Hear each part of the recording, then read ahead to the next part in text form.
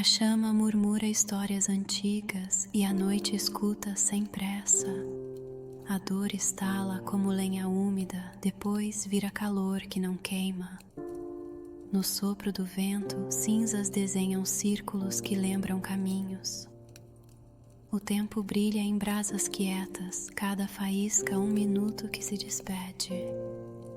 Entre luz e escuro, o silêncio se aninha, morno, no fundo do peito, e a eternidade ali por perto respira junto, como brasa que não se apaga. Aguente firme, viajante.